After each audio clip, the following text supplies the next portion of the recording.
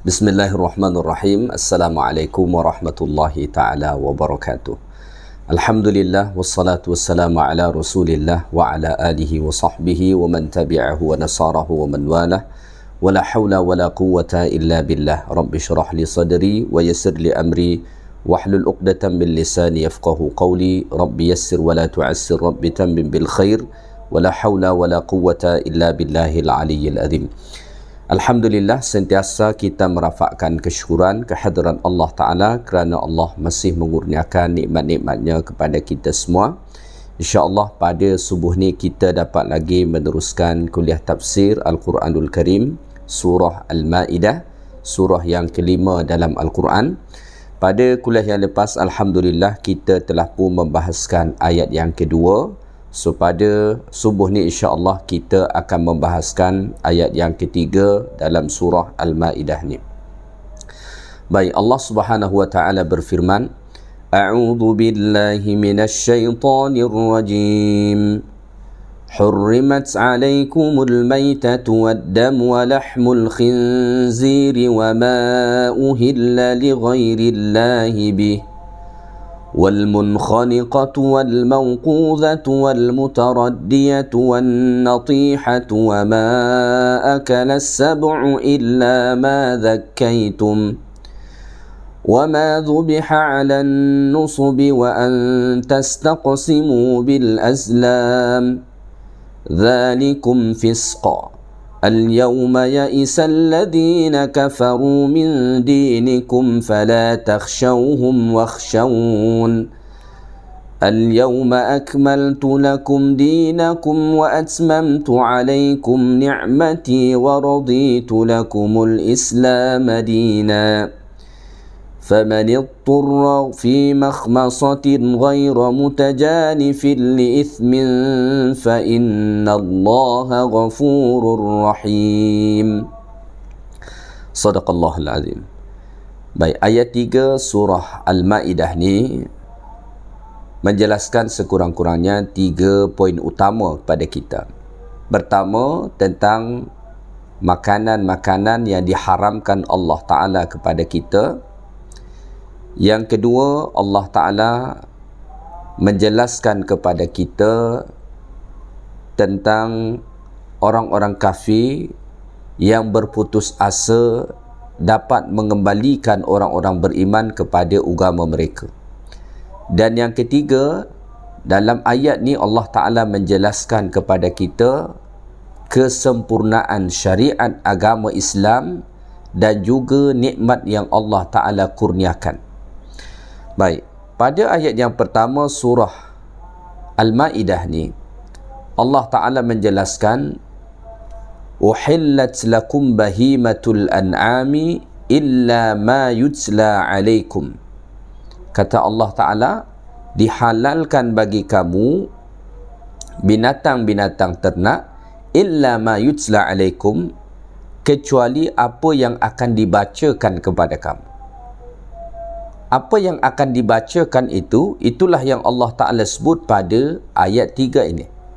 Maka pada ayat 3 ini Allah Ta'ala menjelaskan illa ma yutla alaikum yang Allah Ta'ala sebut pada ayat yang pertama. Maka pada ayat 3 ini Allah menjelaskan kepada kita satu persatu makanan atau haiwan yang haram untuk dimakan.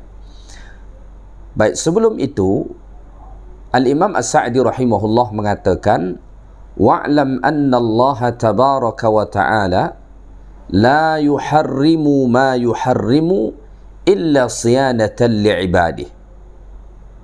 Perkara pertama yang kita kena ketahui adalah bahawa sesungguhnya Allah Ta'ala tidaklah mengharamkan suatu perkara, tidaklah mengharamkan satu makanan illa siyanatan li'ibadih, melainkan itu bahagian daripada perlindungan Allah Ta'ala kepada hamba-hambanya.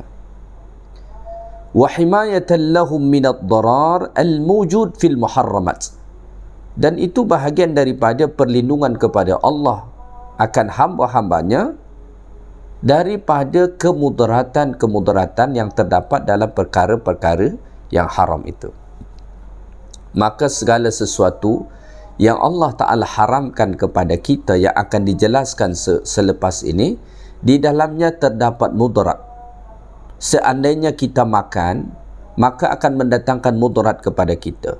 So, antara alasan kenapa makanan-makanan itu Allah haramkan kepada kita, kerana Allah Ta'ala hendak melindungi kita, hendak menjaga kita daripada kemudaratan yang terdapat dalam makanan-makanan yang diharamkan tadi. Baik, pada ayat ini Allah menjelaskan satu persatu kepada kita. Yang pertama kata Allah Ta'ala, hurrimat alaikumul maitah, diharamkan bagi kamu bangkai. Maka haiwan yang pertama yang haram untuk dimakan ialah bangkai. Bangkai maksudnya dekat sini adalah wal muradu bil mayyitah. Yang dimaksudkan dengan bangkai pada ayat ini, ma fuqidat hayatuhu bighairi zakatin syar'iyyah. Haiwan yang mati tanpa proses penyembelihan yang sesuai dengan hukum syarak. Fa innaha tuharramu li darariha.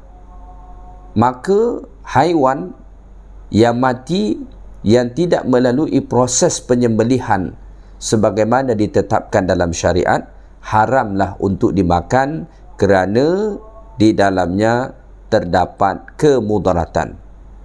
Antara kemudaratan itu adalah kerana di dalam daging haiwan yang mati tanpa proses penyembelihan tadi masih tersimpan darah.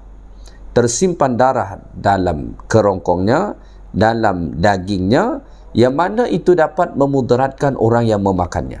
Maka kalau disembelih, urat yang ada pada leher haiwan tersebut mesti putus supaya darah itu keluar. Kalau tidak disembelih, maka darah tetap tersimpan membeku. Kalau manusia makan, maka itu akan mendatangkan mudarat kepada mereka. So, oleh kerana itulah diharamkan Allah Ta'ala kita makan bangkai. Bangkai dekat sini maksudnya bukan bangkai yang busuk. Setiap haiwan yang mati tidak dengan proses penyembelihan sesuai dengan hukum syarak. Ya. Namun begitu, sebagaimana berdasarkan hadis Nabi sallallahu alaihi wasallam, wa yustathna min dzalika maitatul jarad was samak. Ada dua bangkai yang halal yang dikecualikan. Ada dua bangkai. Yang pertama maitatul jarad, bangkai daripada belalang. Maka belalang kalaupun dia mati boleh tetap dimakan, ya. Yang kedua adalah as-samak, ikan. Maka ikan seandainya ditemukan mati juga halal untuk dimakan. Fa innahu halalun. Dua bangkai ini halal. Maka semua bangkai haram untuk dimakan kecuali dua. Yang pertama al-jarad, yang kedua as-samak, iaitu belalang dengan ikan. Maka kalau yang dua ni mati pun kita temukan, maka boleh tetap untuk dimakan. Ya. So ini yang pertama diharamkan Allah Ta'ala, iaitulah al-mayyitah, bangkai, iaitu haiwan yang mati yang tidak sempat disembelih sesuai dengan proses hukum syarak, ya. Baik, yang kedua yang Allah Ta'ala haramkan ialah waddam, iaitu darah. Darah dekat sini artinya waddam al-masfuh, darah yang mengalir. Darah yang mengalir itu haram untuk dimakan. Maka ada disebut dalam riwayat, darah yang boleh untuk dimakan itu adalah hati. Kerana hati itu sesungguhnya juga kumpulan daripada darah, maka itu boleh dimakan. Kalau darah al-masfuh, darah yang mengalir, itu haram untuk dimakan, ya. Kemudian yang ketiga kata Allah Ta'ala, walahmal khinzir, daging khinzir, ya. Khinzir, babi. Wadhalika syamilun li jami'a jazaihi. Ini mencakupi seluruh jenis daripada khinzir tadi, ya. Maksudnya semua jenis yang ada pada khinzir itu haram, ya. Bukan hanya apa kita sebut, bukan hanya daging saja, tetapi semuanya adalah haram, termasuk tulang dia, ya, dan lain sebagainya. Itu semua diharamkan oleh Allah Subhanahu wa Ta'ala untuk kemudian dimakan, ya. Baik. Ada ulama menjelaskan, wa innama dzukira lahmal khinzir. Pada ayat ni Allah Ta'ala langsung sebut lahmal khinzir, daging khinzir, daging babi, liyubayyina annahu haramun bi'ainihim, untuk menjelaskan bahawa benda dia tu haram. Kalau yang tadi bangkai misalnya, asal haiwan itu adalah halal, cuma oleh kerana tidak disembelih sesuai dengan syarak, maka kemudian dia jadi haram. Kalau lahmal khinzir, itu benda dia tu, zat dia tu, ain dia tu adalah haram, ya. Maka seandainya hatta walau dhubiha bitariq syar'i, walaupun misalnya khinzir itu, babi itu disembelih sesuai dengan cara penyembelihan yang disyariatkan dalam Islam, ia tetap haram. Maka itu rahsia kenapa pada ayat ketika mana Allah menyebut haram daging babi ataupun khinzir, Allah Ta'ala langsung sebut walahmal khinzir. Allah nak menunjukkan bahawa khinzir, Allah haramkan ain dia tu, benda dia tu, zat dia tu. Maka seandainya disembelih pun sesuai dengan syarak, misalnya dia baca bismillah, dia potong leher tu, dia potong semua urat nafas, urat apa lagi, urat darah yang mengalir kiri kanan ni, ia tetap haram. Ya, tetap haram. Baik, seterusnya yang Allah Ta'ala haramkan juga ialah, kata Allah Ta'ala pada ayat ini, وَمَا أُهِلَّ لِغَيْرِ اللَّهِ بِهِ. Yang keempat yang diharamkan itu binatang-binatang yang disembeli kerana yang lain daripada Allah Subhanahu wa Ta'ala, ya. وَمَا أُهِلَّ لِغَيْرِ اللَّهِ بِهِ, ya, sembelihan yang dipersembahkan untuk selain Allah. Dzukira alaihi ismu ghairillahi ta'ala. Ketika mana menyembelih haiwan itu, mereka menyebutkan nama selain daripada Allah. Minal asnam, misalnya nama-nama berhala. Dahulu orang-orang jahiliah, kalau mereka menyembelih haiwan, mereka akan membaca bismillah, bismillata wal uzza wal manat wal hubal, ya, dengan nama Lata, dengan nama Uzza, dengan nama Al-Manat, dengan nama Al-Hubal, nama-nama berhala mereka. Ataupun misalnya ada orang menyembelih haiwan wal awliya, dia sebut nama wali-wali. Misalnya dengan nama fulan, dengan nama wali fulan, tak boleh. Wal kawakib, ataupun misalnya dia menyembelih itu dengan menyebut nama bintang-bintang. Misalkan dia sebut bintang A, bintang B, bintang C. Wa ghairi dhalika minal makhluqin, dan nama-nama yang lain yang itu adalah nama-nama makhluk. Maka tak boleh.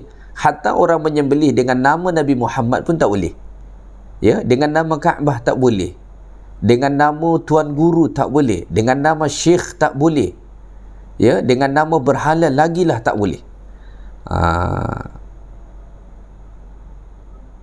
Fakama anna dzikrallahi ta'ala yutayyibu dzabihah, sebagaimana menyebut nama Allah Ta'ala mengelokkan penyembelihan, menghalalkan penyembelihan itu, maka fadzikru ismi ghairihi, maka menyebutkan nama selain daripada nama Allah Ta'ala, yufiduha khubthan ma'nawiyan, maka itu menunjukkan bahawa makanan itu ataupun sembelihan itu akan menjadi buruk, akan menjadi kotor secara maknawi. Kenapa? Li'annahu syirkun billah, kerana itu sudah termasuk bahagian daripada kesyirikan kepada Allah Subhanahu wa Ta'ala. Maka orang-orang yang menyembelih dengan nama berhala, dengan nama para wali, dengan nama bintang-bintang, atau dengan nama makhluk apa sahaja, itu bahagian daripada kesyirikan. Maka dengan menyebut asma Allah, maka sembelihan itu jadi halal, dan dengan menyebut nama selain daripada nama Allah Ta'ala, maka sembelihan itu kemudian menjadi haram, ya. Baik, itu yang ke empat, ya, yang Allah Ta'ala haramkan. Yang kelima ialah wal munkhaniqatu, ya, dan yang mati tercekik. Wal munkhaniqatu ay al mayyita bi khunuq, binatang yang mati jadi bangkai dengan sebab tercekik. Tercekik biadin, dengan tangan. Misalkan dia tangkap kambing, dia cekik sampai mati, haram untuk dimakan. Au hablin, ataupun dengan tali. Contoh, orang kampung kadang-kadang dia buat jerat dekat hutan, kemudian tali itu, ya, tali itu kemudian mengikat leher haiwan itu. Katalah leher lembu, leher kambing, leher rusa, kijang dan lain sebagainya, menyebabkan dia mati. Maka itu masuk kategori al-munkhaniqah. Maka daging haiwan itu menjadi haram. Atau idkhaliha ra'saha bi syai'in dayiq, ataupun misalnya kepala haiwan itu masuk ke sesuatu yang sempit. Contoh, tiba-tiba kepala kambing tu masuk ke satu lubang yang sempit, sehingga kan lubang itu mencekik leher dia dan mati. Maka itu juga haram, masuk kategori al-munkhaniqah. Fata'jizu an ikhrajihi hatta tamut. Masuk leher ataupun kepala haiwan itu tadi ke tempat atau ke satu benda yang sempit, kemudian dia tak boleh keluarkan daripada situ sampai mati, maka masuk ke dalam kategori al-munkhaniqah, ya, haiwan yang mati kerana tercekik. Maka ini pun diharamkan oleh Allah Subhanahu wa Ta'ala untuk kita makan. Kenapa? Kerana kematiannya tidak melalui proses penyembelihan tadi. Maka darah itu tetap tersimpan di dalam daging haiwan tadi dan pada kerongkongnya, maka kalau dimakan itu akan dapat mendatangkan kemudaratan, ya. Baik, seterusnya yang keenam yang Allah Ta'ala haramkan ialah wal mauqudhatu, dan yang mati kerana dipukul. Haiwan yang mati kerana dipukul juga haram untuk kita makan, ya. Wal mauqudhatu ay al mayyitah bisababi darbi bi'asa aw hasa, ya, iaitulah haiwan yang mati kerana sebab dipukul. Mungkin dia pukul dengan tongkat, ya, ataupun dia pukul misalnya dengan batu, ya, ataupun mungkin dia jatuhkan sesuatu mengenai haiwan tadi, akhirnya mati, biqasdin atau bighairi qasdin, sama ada dia sengaja ataupun tidak. Maka itu semua akan menyebabkan haiwan tadi haram untuk kita makan, ya. Baik, kemudian yang ketujuh yang Allah Ta'ala haramkan ialah wal mutaraddiyatu. Al mutaraddiyah artinya yang mati kerana jatuh dari tempat yang tinggi, ya. Al mutaraddiyah ay as-saqitah min uluwin, haiwan yang jatuh dari tempat yang tinggi. Kajabalin, seperti bukit. Misalnya ada haiwan, kambing, lembu, ya, ataupun yang sejenis dengannya naik ke atas bukit, kemudian dia jatuh daripada atas bukit itu, mati, maka haram untuk kita makan. Au jidar, ataupun misalnya ada haiwan yang naik ke dinding, ya, kemudian dia jatuh, maka haram untuk dimakan. Tak boleh, haram. Seterusnya ialah yang ke-8 yang Allah Ta'ala haramkan kepada kita, wan natihatu, yang mati kerana ditandu. Wa hiya allati tantihuha ghairuha fatamut, haiwan yang ditandu oleh haiwan yang lain kemudian dia mati. Misalnya ada kerbau, dia tanduk kerbau yang lain dan kerbau itu mati, maka haram untuk kita makan, ya. Kambing, ada kambing jantan, dia tanduk kambing yang lain dan tandukan itu menyebabkan mati, maka haram kemudian untuk kita makan daging haiwan tersebut, ya.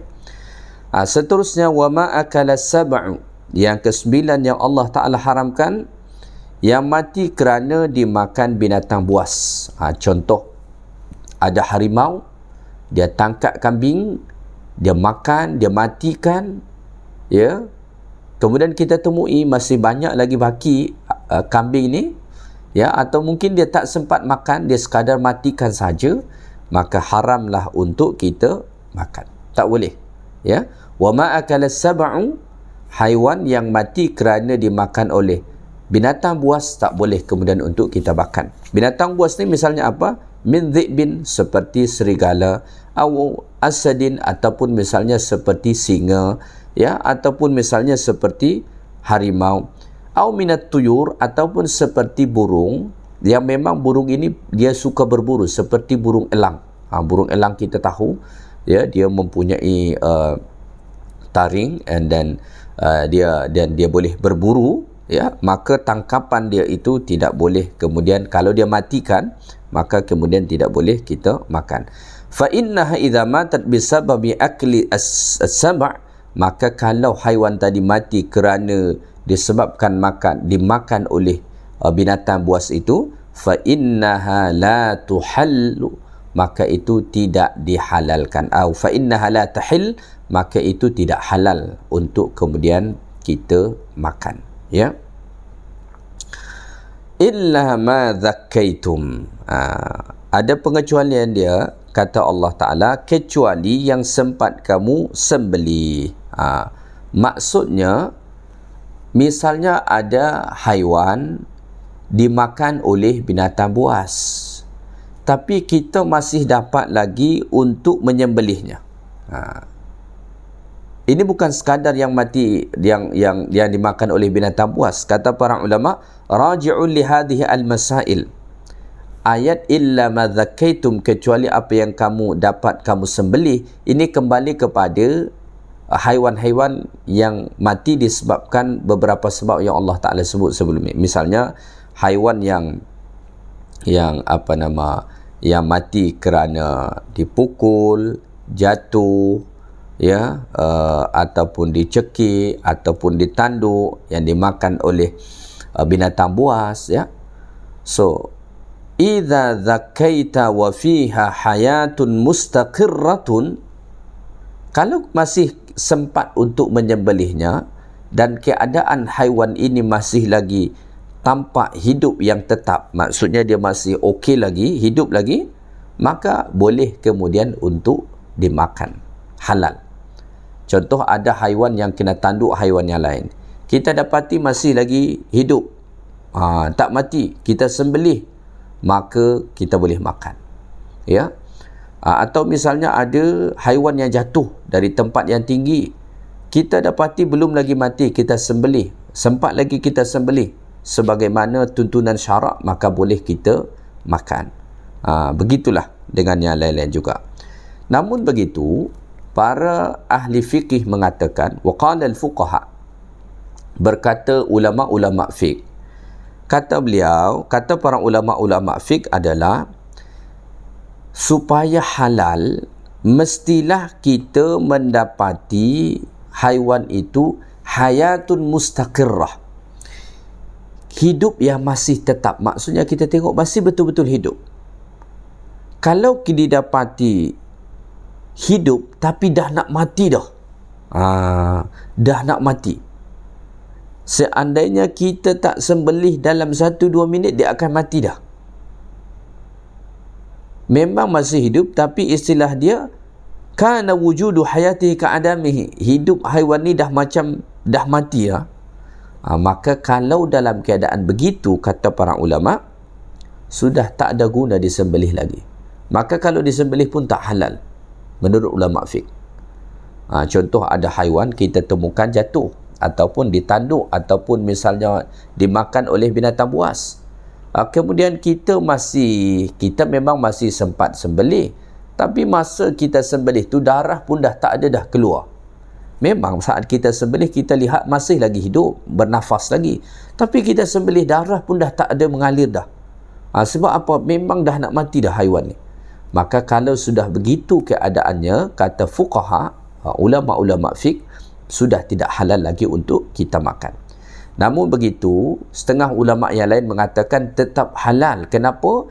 kerana mereka berpegang dengan keumuman ayat Allah Ta'ala ni, yang mana pada ayat ni Allah Ta'ala mengatakan illa ma zakkaitum.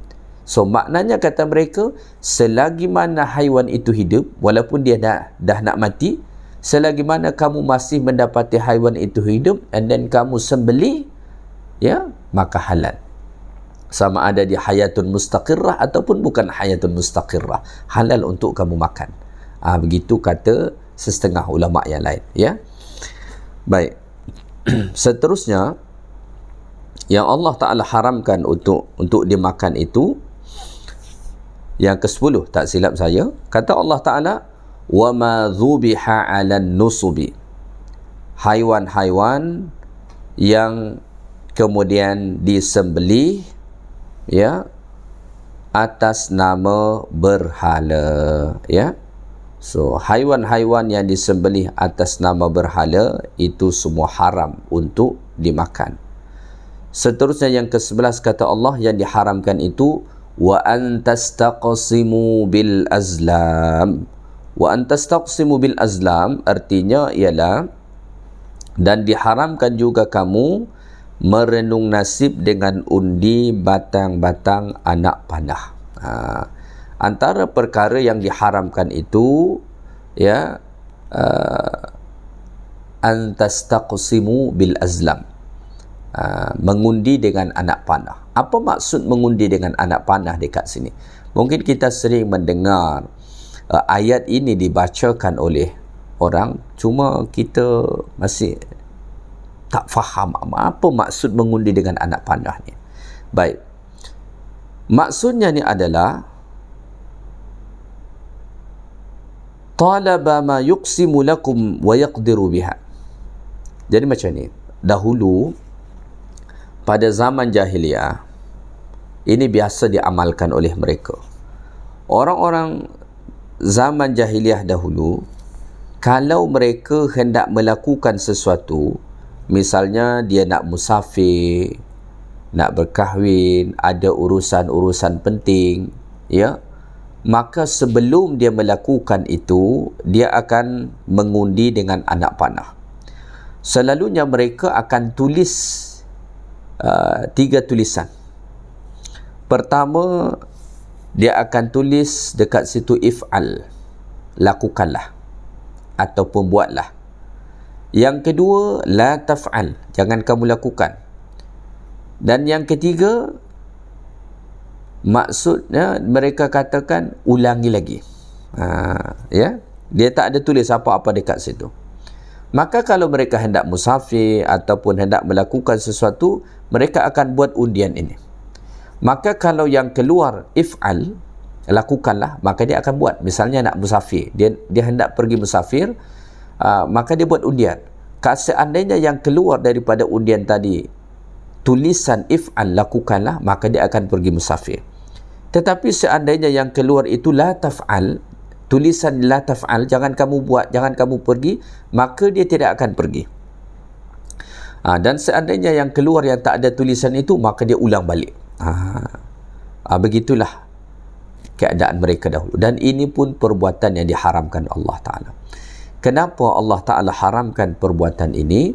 Kerana perbuatan ini dapat membawa seseorang mengakui bahawa dia mengetahui perkara yang gaib. Padahal yang dapat mengetahui perkara yang gaib hanya Allah Subhanahu Wa Ta'ala sahaja. Manusia tidak dapat mengetahui akan perkara itu. Baik, seterusnya Allah Subhanahu Wa Ta'ala sebut pada ayat ini, kata Allah Ta'ala, al-yawma ya'isa alladhina kafaru min dinikum fala takhshawhum wakhshawun. Kata Allah Ta'ala, pada hari ini orang-orang kafir telah putus asa daripada memesongkan kamu dari agama kamu setelah mereka melihat perkembangan Islam dan umatnya, ya. Jadi pada ayat ini Allah Subhanahu Wa Ta'ala menjelaskan bahawa pada hari itu, sekejap tadi ada tertinggal sikit, ya. Allah Ta'ala menjelaskan zalikum fisq, ya, zalikum Fisq, yang demikian itu adalah perbuatan fasik. Maksudnya siapa-siapa yang melakukan perbuatan tadi, mengundi dengan anak panah, ya, dan memakan perkara-perkara yang diharamkan Allah Ta'ala sebelum ni, itu bahagian daripada kefasikan. Baik, seterusnya kata Allah pada ayat ni, al-yawma ya'isal ladina kafaru min dinikum fala takhshawhum wakhshawni. Kata Allah Ta'ala, dan pada hari inilah orang-orang kafir dia akan berputus asa daripada kamu, ya. Al-yawma ya'isal ladina kafaru min dinikum, pada hari ini orang-orang kafir telah berputus asa daripada memesongkan agama kamu. Fala takhshawhum wakhshawni, maka janganlah kamu takut kepada mereka, tetapi takutlah kepada aku, kata Allah. Ayat yang dimaksudkan dekat sini berdasarkan asbabun nuzul kepada ayat ini, itu adalah pada hari Arafah, ketika mana Nabi SAW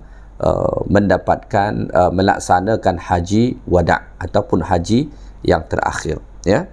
Maka kemudian Allah Subhanahu wa taala berfirman pada ayat ni, al-yawma akmaltu lakum dinakum wa atmamtu alaikum ni'mati wa raditu lakumul islam dina. Al-yawma, pada hari ini, maksudnya adalah pada hari Arafah, 9 Zulhijjah, hari Arafah, ketika mana Nabi wukuf haji wada' bertepatan hari Jumaat. Hari itulah diturunkan ayat ini. Al-yawma, pada hari ini, pada hari itu, akmaltu lakum dinakum, aku sempurnakan bagi kamu agama kamu, kata Allah. Maka semua syariat telah disempurnakan Allah. Tidak ada satu syariat pun yang tidak disempurnakan oleh Allah. Maknanya syariat Islam ini telah pun sempurna. Oleh kerana itu tidak diperlukan tokok tambah lagi, ya. Wa atmamtu alaikum ni'mati, dan aku sempurnakan kepada kamu nikmat-nikmatku. Wa raditu lakumul islam dina, dan aku redha Islam sebagai agama kamu. Ada satu perkara yang menarik dekat sini. Allah Ta'ala menyatakan al-yawma akmaltu lakum dinakum wa atmamtu alaikum ni'mati wa raditu lakumul islam dina. Kata akmal atau kamal dengan tamam, atmamtu, itu sama-sama bermakna sempurna. Tapi kata akmal ataupun kamal, Allah gunakan untuk agama. Maka kata Allah, al-yawma akmaltu lakum dinakum, aku sempurnakan agama kamu, menggunakan kata akmaltu. Sedangkan ketika mana Allah menyebutkan kesempurnaan nikmat, kata Allah, wa atmamtu alaikum ni'mati, aku sempurnakan bagi kamu nikmat-nikmatku. Dua kata ini secara bahasa dimaknai sama, iaitulah sempurna. Tetapi kata para ulama, di sana ada perbezaan dia. Perbezaan dia apa? Kata kamal itu bermakna sempurna yang tidak memerlukan kepada tambahan lagi. Maka pada ayat ini Allah menggunakan kata kamal untuk agama. Maka agama kita ini adalah agama yang telah sempurna, tidak memerlukan sedikit pun kepada tambahan lagi. Manakala tamam atau atmamtu yang Allah Ta'ala sebut pada ayat ini, itu berarti sempurna, tetapi bukan berarti tidak ada tambahan lagi. Maka dalam konteks nikmat, Allah Ta'ala buat berlebih kurang, ya. Pada masa itu Allah sudah sempurnakan nikmat, tetapi nikmat ada lagi tambahan, ada berkurang. Maka nikmat kepada setiap orang berbeza-beza. Tetapi agama sudah final, dah tak ada tambahan lagi dah. Ya. Wa raditu lakumul islam dina, dan aku redha Islam sebagai agama bagi kamu, kata Allah Subhanahu wa ta'ala. Allah Ta'ala redha Islam sebagai agama bagi kita. Allah pilihkan Islam sebagai agama kepada kita. Maka oleh kerana itu, faqumu bihi syukran li rabbikum, hendaklah kita bersyukur kepada Allah. Wahmadul ladzi manna alaikum bi afdalil adyan wa asyrafiha wa akmaliha, dan hendaklah kamu memuji Allah Ta'ala yang telah mengurniakan agama yang paling utama, paling sempurna kepada kamu, ya. Allah Subhanahu wa Ta'ala telah mendatangkan agama yang Allah redha kepada kita. dan Allah Ta'ala pilih kita menjadi pemeluk kepada agama itu, maka ini merupakan satu nikmat yang amat besar daripada Allah Subhanahu Wa Ta'ala yang kita kena bersyukur kepada Allah Subhanahu Wa Ta'ala. Ya, ayat ini diturunkan pada hari Jumaat 9 Zulhijjah ketika mana Nabi wukuf di Arafah sebagai penanda syariat ini telah sempurna. Maka kalau ada orang yang suka menokok tambah syariat ini, maka dia telah pun mengingkari ayat Allah Ta'ala ni. Ya, Allah Ta'ala dah kata sempurna, tapi kemudian dia tokok tambah. Maknanya dia ingin mengatakan bahawa agama ini belum sempurna. Maka oleh kerana itu, kita tidak perlu menokok tambah agama ini. Ikuti apa yang telah Allah syariatkan melalui Rasulullah sallallahu alaihi wasallam. Baik, pada hujung ayat ni kata Allah Ta'ala, فَمَنِ اضْطُرَّ فِي مَخْمَصَةٍ غَيْرَ مُتَجَانِفٍ لِإِثْمٍ فَإِنَّ اللَّهَ غَفُورٌ رَحِيمٌ. Maka sesiapa yang terpaksa kerana kelaparan, sedang ia tidak cenderung hendak melakukan dosa, ya, maka bolehlah ia memakannya, kerana sesungguhnya Allah Maha Pengampun lagi Maha Pengasihani. Ayat ini kembali kepada pembicaraan makanan-makanan yang diharamkan tadi. Maka tadi Allah Ta'ala menyebutkan perkara-perkara atau makanan-makanan yang diharamkan itu seperti bangkai, darah yang mengalir, haiwan yang mati kerana jatuh, haiwan yang mati kerana dipukul, haiwan yang mati kerana tercekik dan lain sebagainya. Kalau sudah dalam keadaan terpaksa, dalam keadaan darurat, ya, dan dia bukan kerana ingin memakan itu, tapi dah tak ada dah yang akan dimakan, maka dekat daripada dia mati, maka bolehlah dia memakan makanan yang diharamkan tadi. Kenapa? Fa innallaha ghafurur rahim. Kerana Allah itu Rabb yang Maha Pengampun lagi Maha Mengasihani.